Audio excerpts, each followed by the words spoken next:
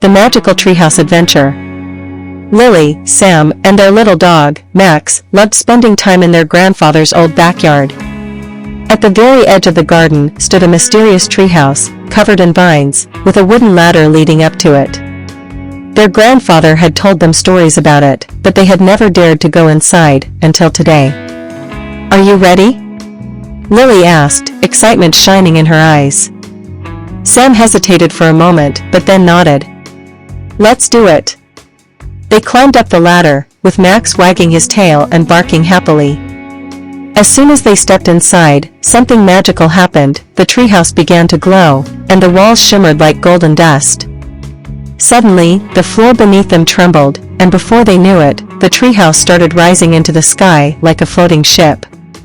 Lily and Sam grabbed onto the wooden beams as the treehouse spun in circles. When it finally stopped, they peeked outside and gasped. Instead of their grandfather's backyard, they were now in the middle of an enchanted forest.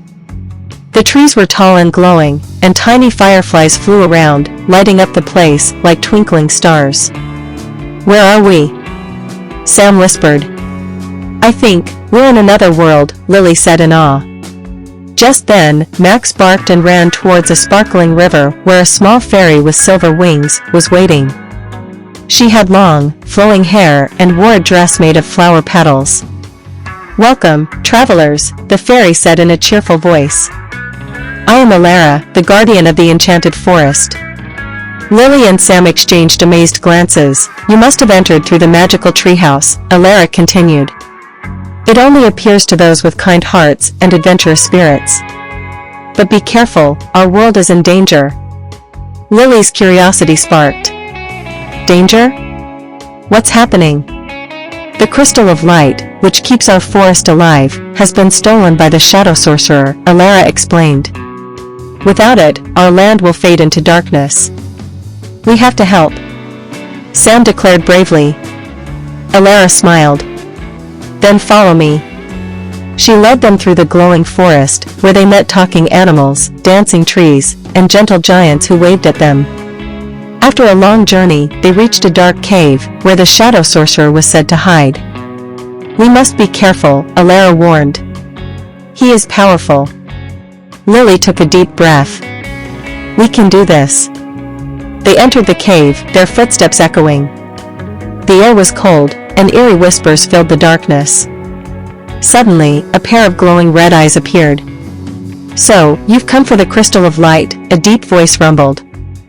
A tall figure cloaked in shadows stepped forward, holding a glowing crystal in his hand. It pulsed with light, casting strange shadows on the cave walls. "You don't deserve its power," the shadow sorcerer sneered. "We're not here for power," Sam said bravely. "We just want to save the forest." The sorcerer laughed. "If you want it, you must prove your worth." He raised his hands, and the cave began to shake. Giant stone statues came to life, blocking their path. "Quick, we have to get past them," Alara shouted. Lily, Sam, and Max dodged the statues as they swung their heavy arms. Then, Lily had an idea.